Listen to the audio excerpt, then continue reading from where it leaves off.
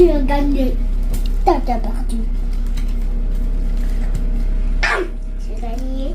Regarde ça. Non. Kani t'as fini manger Kani? Arrête. Arrête. Arrête. Anne. Eh asidi. Des ânes. Anne. Des ânes. Oh al. Des ânes. Mais Kani arrête pas. Des ânes. Nang di Katisha là m'apprends là maîtresse Katisha. C'est moi qui suis maîtresse. Fais assis là-bas toi à côté Katisha pas? On a. Comment? On a. On écoute. On a. C'est quoi on a? Moi, au san. On a au san.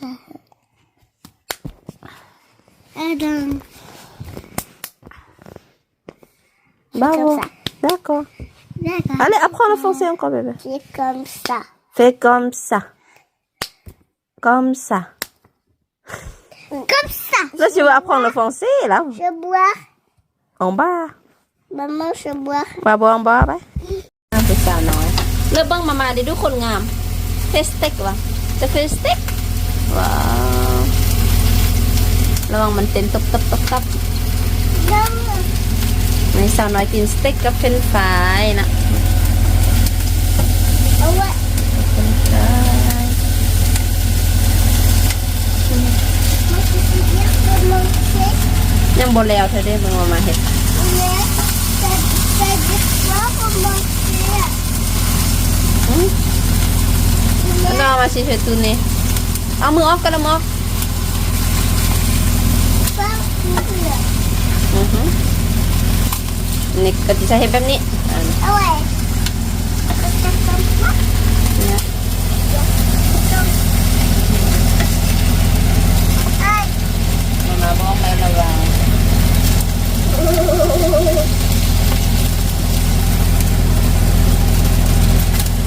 คนในคนเลยมากินข้าม1กันทำ1ก่อน นี่ทาไป1ก็มันก็สิเปลี่ยนทางตัวนี้ยังก็ Mais attends, je sais faire comment ça. Aïe. Aïe. ดูสมอง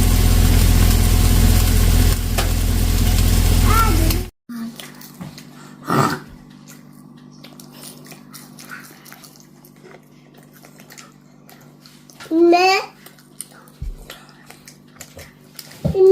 โดย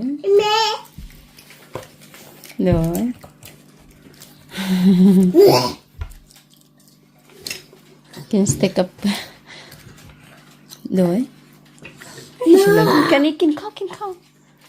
oui, c'est comme ça. บ่เป็นหยัง c'est pas grave let เราเฮ็ด On a droit.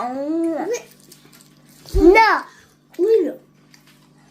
Mohet. Mais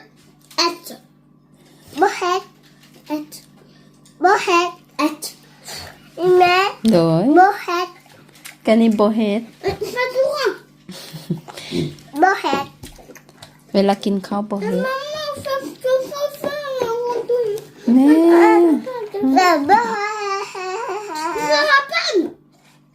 กันนี้fait pas ça Elle veut pas laisser.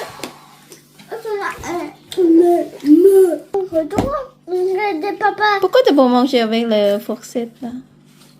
T'as le droit de faire comme ça.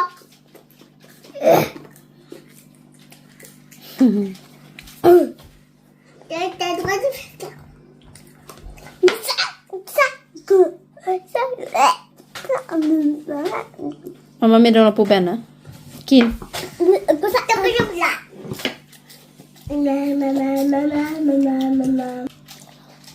C'est bas. Avec fourchette, Manon. Sa fourchette là, c'est pour ça. Hein? C'est notre bobo les mains. Regardez ta soeur. Frites. Ouais. Regarde, maman. Par cuillère. Regarde. Mais, petite rochette.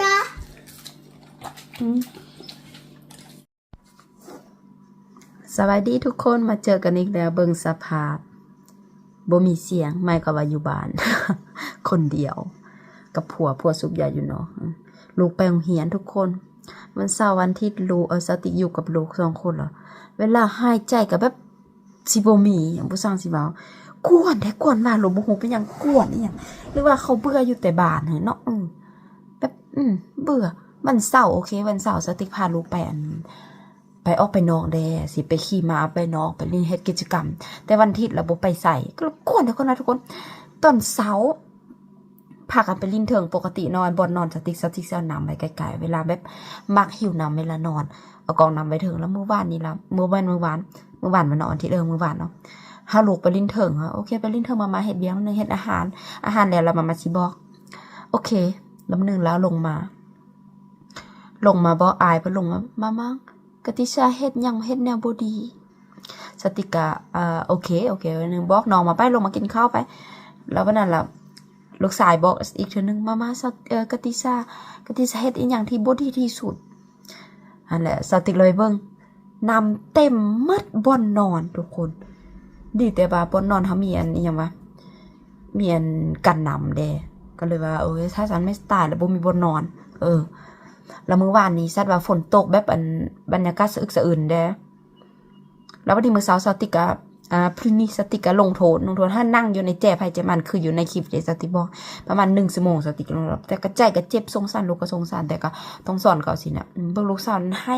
มาเมื่อยจังซั่นสติก็พยา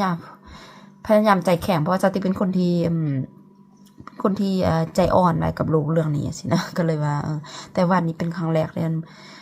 ที่สติกหาลูกอันโดนแบบนี้สินะลูกชายตอนนี้เข้าใจแล้วว่าผิดหยังสิแล้ววันนี้โอเคแล้วไปตอนสาย